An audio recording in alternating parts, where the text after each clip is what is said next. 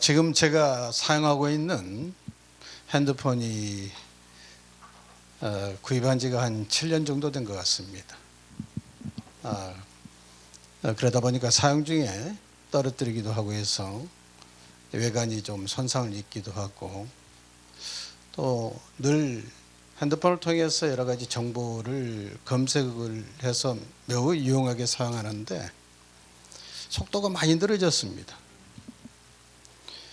근데 속도가 느려진 것이 과연 이것이 오래됐기 때문일까 하고 제가 생각해보니 그것이 아니라 핸드폰에 많은 데이터들이 저장되다 보니까 저장 공간이 부족해서 생기는 현상입니다.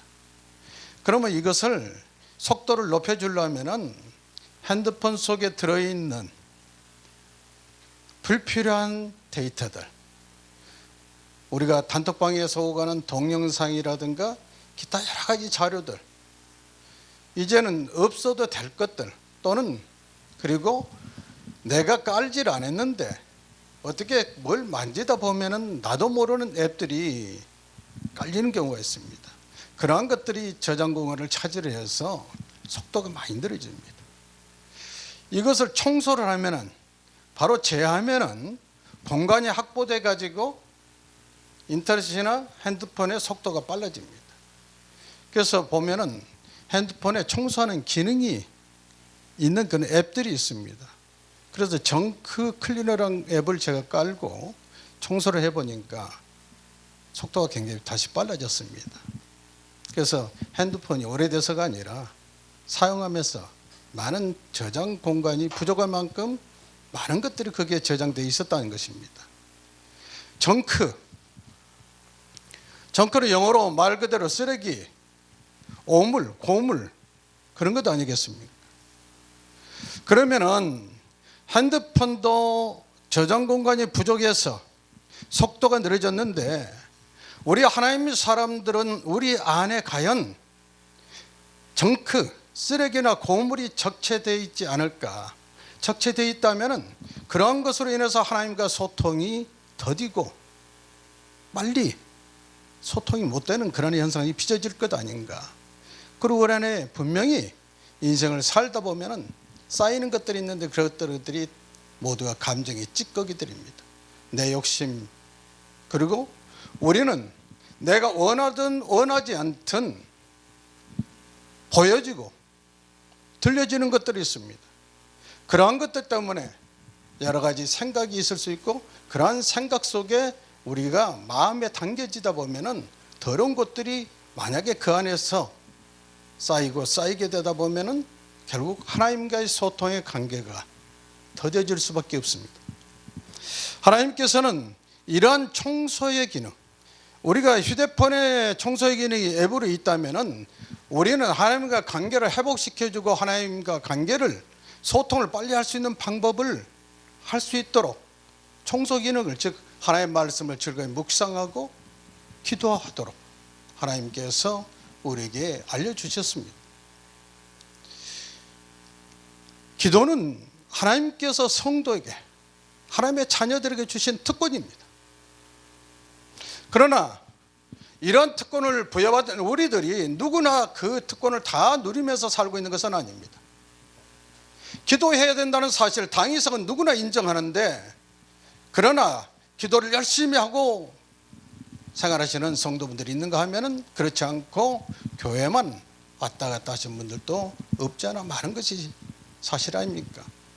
또한 주야로 그 말씀을 즐거이 묵상하라 했지만은 그 말씀을 묵상하지 아니하고, 하나님의 말씀은 어디 있느냐? 네 안에 있느냐? 아니, 성경책에 있습니다 라고 생각하는 사람들이 태반이지 않습니까? 그렇기 때문에 하나님을 믿는 사람들이 능력으로 나타나지 않는 거예요. 하나님의 능력은 말에 있지 않고 능력이 있다고 했는데, 그러한 능력으로 나타나려면 우리가 기도와 말씀에 늘 즐거이 묵상하고 열심을 내야 됩니다. 기도는 하나님의 보물 창고에 있는 하나님의 보물을 내 삶 속으로 가져올 수 있는 수단입니다.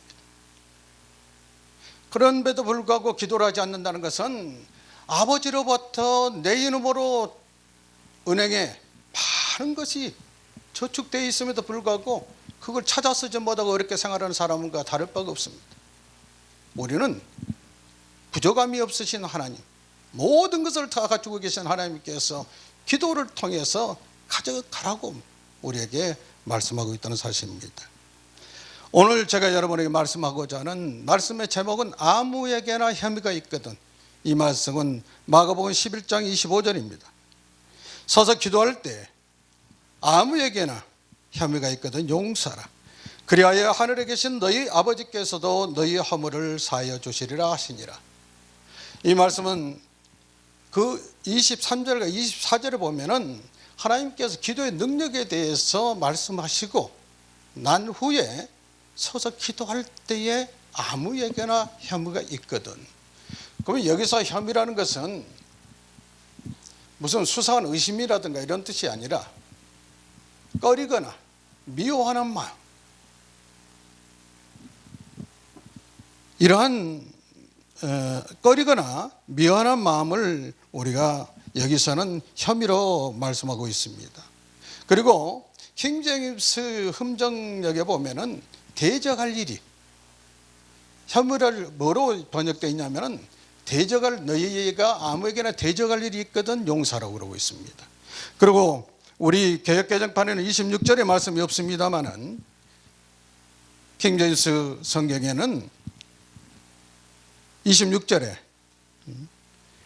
너희가 용서하지 않으면은 하나님께서 너희를 용서하지 않는다, 이런 말씀이 있습니다. 이 말씀은 마태복음 6장 14절에서 15절 말씀처럼 너희가 사람의 잘못을 용서하면 하늘 아버지께서 너희 잘못을 용서하시려니와, 너희가 사람의 잘못을 용서하지 않으시면 하나님 너희 아버지께서도 내 잘못을 용서하지 아니하시라고 말씀하고 있는 말씀과 동일한 말씀입니다. 하나님께서 우리에게 주님께서 가르쳐 주신 기도가 있습니다. 주님 가르쳐 주신 기도 중에 마태복음 6장 12절에도 보면은 우리가 우리에게 죄 지은 자를 사하여 준 것 같이 우리 죄를 사하여 주시옵고, 즉 내가 죄를 하나님으로부터 사함 받기 위해서는 내게 지은 죄를 지은 사람을 먼저 용서해야 된다는 사실을 말씀하고 있다는 것입니다. 기도할 때 기도하기 전에 너희에게 무엇을 해야 되겠냐 한다면 모든 사람들, 모든 성도가 회개해야 된다고 말씀하실 것입니다. 당연히 회개해야 합니다. 오늘 말씀은 용서라는 것을 전제하고 있습니다. 아무에게나 혐의가 있거든, 아무에게나 미워하고 꺼리는 마음이 있거든 용서하라는 것입니다. 여러분, 과연 어떻게 우리가 용서할 수 있겠습니까? 사람들이 살다 보면 그런 얘기 하지 않습니까? 내 눈에 흙이 들어가기 전에 절대로 용서하지 못한다. 그러나 하나님께서는 하나님의 자녀들이 행복의 사실을 원합니다. 용서하지 못하고 그 문제를 끌어안고 산다면 그 인생은 불행한 것입니다.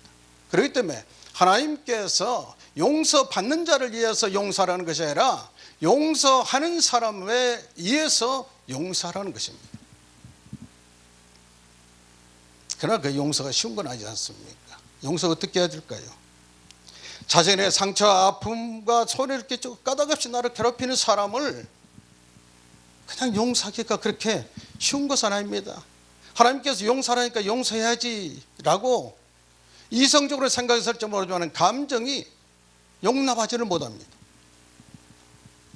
스데반은 사도행전 7장에서 돌에 맞아 죽으면서도 자기를 돌로 친 사람들을 용서해달라고 그럽니다. 그 스데반은 성령이 충만했어요. 성령이 충만해져야 정말로 그러한 위해를 당하면서도 그들을 용서해달라고 할 정도까지 되는데, 우리가 그러한 성령의 충만한 단계까지 이르기 위해서는 정말로 내 안에 있는 정크, 즉 쓰레기, 오물, 이 모든 것들, 세상에 살면서 쌓이게 된 여러 가지 감정의 찌꺼기들을 깨끗이 청소해낼 때 우리 안에 하나님께서 주시는 은혜와 평강이, 그리고 평안이 넘쳐날 때 그리스도인으로 충만할 때 우리가 감정이 다르지를 못하는 부분, 용납하지 못하는 부분까지도 우리가 용서할 수 있는 그러한 하나님의 사람이 될 수 있을 것입니다.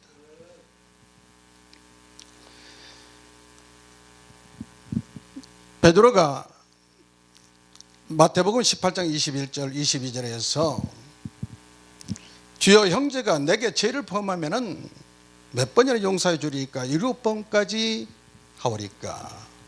그때 예수님께서 7번뿐 아니라 7번에 70번까지도 하라고 그럽니다.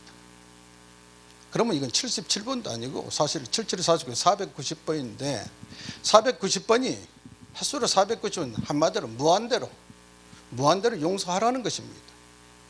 그러나 까닭없이 나를 괴롭히고 내 가족을 괴롭히고 내게 많은 손해를 입히고 나는 사랑하는데 그가 나를 대적할 때 과연 얼마만큼 사랑할 수 있을까? 그 사람들이 과연 내게 형제일까?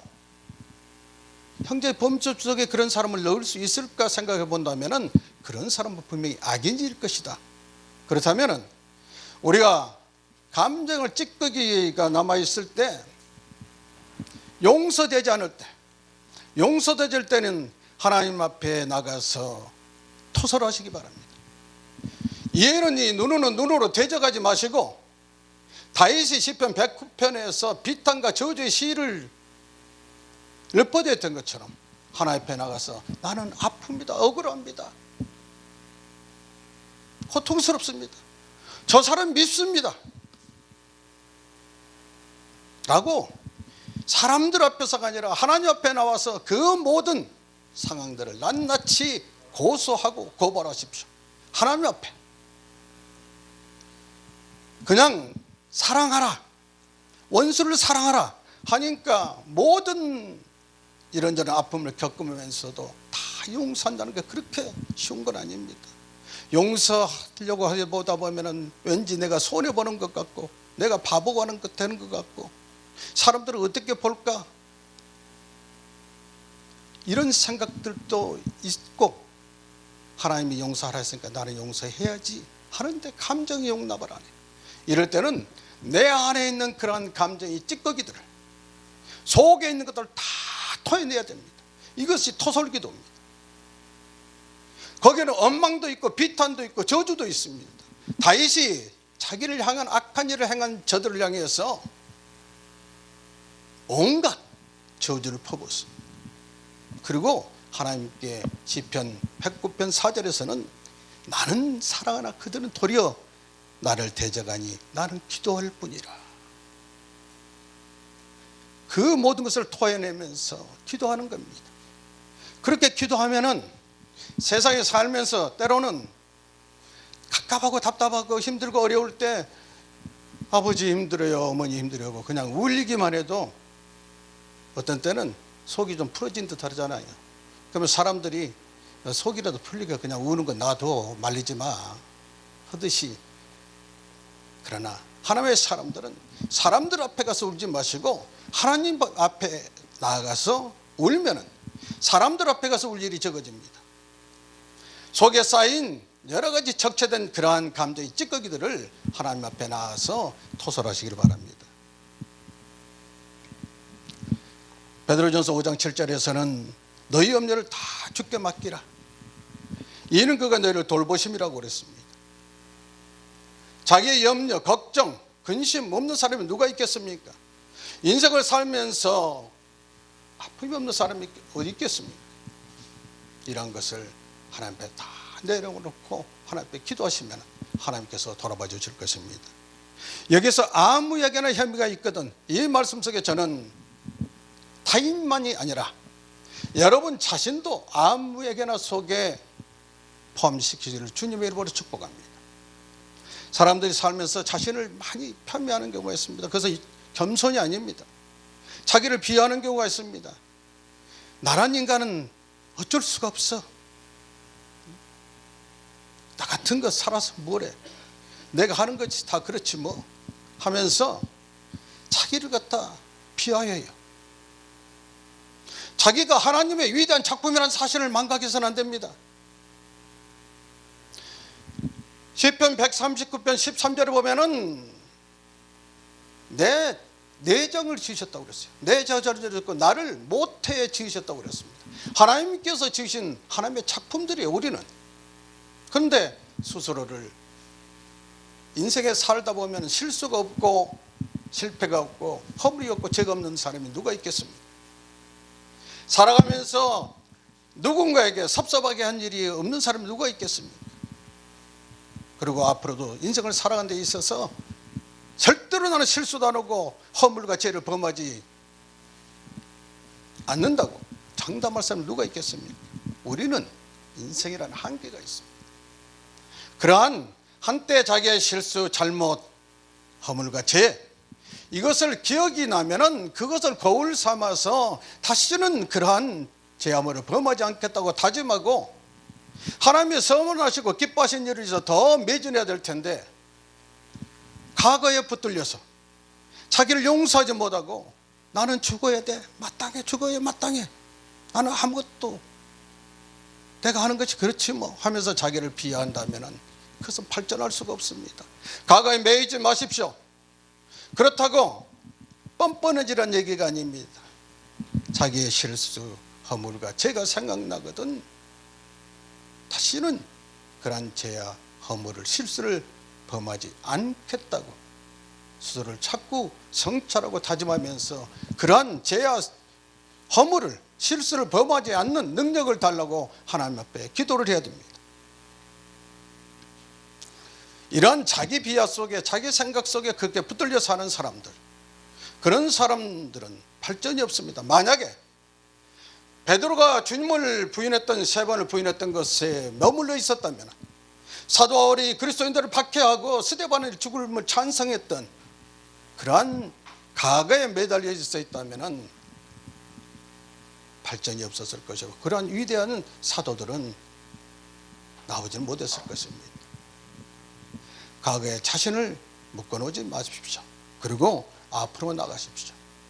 만약에 과거의 생각 속에서 묶여있다면, 그리고 누군가를 용서하지 못하고 미움이나 원망이나 시기나 질투나 분냄과 또한 비방과 수군거리가 거만한 마음, 호색하는 자들, 이런 생각 속에는 마귀들이 틈을 탑니다.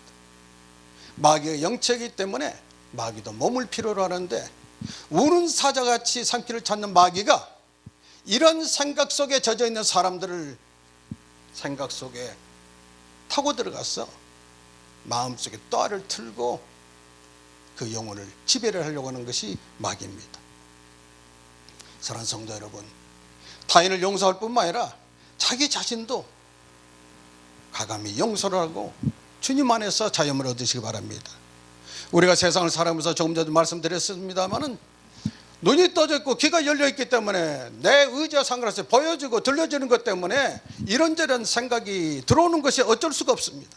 그러나 그 부정적이고 하나님이 싫어하실 그러한 생각이라든가 어떤 것은 내 안에서 머무르지 못하게 물리치셔야 됩니다. 공중에 나는 새똥이 내 머리똥에 머리에 떨어지는 것이 내가 막을 수가 없어요. 그러나 그 새가 내 머리에 와서 집을 짓고 살지 못하게 하는 것은 내가 해야 될 일입니다. 자신을 다스려야 됩니다.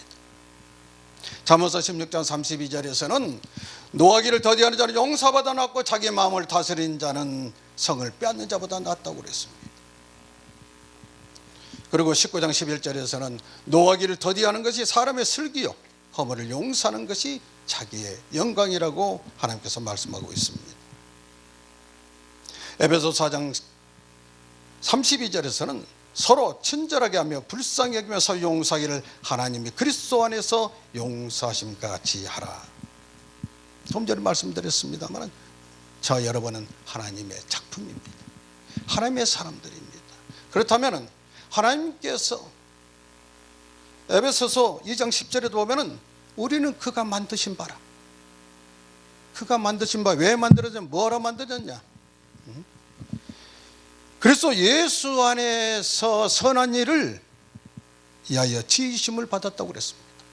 예수 안에서 선한 일을 위하여 지으심 받은 대상이 바로 저와 여러분입니다. 그러면 예수 안에서 선한 일이 무엇입니까? 로마서 12장 2절에서 하나님의 선하시고 기뻐하시고 온전한 뜻이 무엇인지 분별해서 그 말씀대로 쫓아 사는 삶을 영위하는 사람. 그래서 그러한 모든 일을 하나님의 말씀을 쫓아 살아가는 사람, 하나님을 믿는 일이 선한 일이요 하나님의 말씀을 쫓아 사는 삶이 선한 일인 것입니다. 사랑하는 성도 여러분, 자존심은 낮춥시다. 그리고 자존감은 높입시다. 자존심은 타인이 나를 높여주기를 바라고 타인이 어떤 상대가 나를 어떻게 볼 것인가에 대해서 자신의 자꾸 예민해져 있는 사람입니다. 그러나 자존감이라는 것은 자기의 지금의 스스로를 인정하고 스스로를 존중하고 또한 자기를 사랑하는 것입니다. 자존심은 타인이 주체가 되지만 자존감은 내 자신이 주체가 되는 것입니다. 하나님의 사람들은 자존심을 붙들고 있으면 마음이 강팍해집니다. 자존심은 낮추고, 그래서 비굴이질한 것이 아닙니다. 자존심 낮추더라도 얼마든지 당당해질 수가 있습니다. 자존감이 높아지면 당당해집니다. 그래서 하나님이 사랑하는 성도 여러분, 여러분들께서는 타인을 용서할 뿐만 아니라 자기의 과거의 실수나 혹시 허물이나 죄가 생각나거든 하나님 앞에 회개했다면 자신도 용서하시면서 하나님의 선하시고 기뻐하시는 뜻이 온전한 뜻이 무엇인지 분별해서 그러한 선할 일을 위해서 열심을 다하시기를 주님의 이름으로 축복합니다.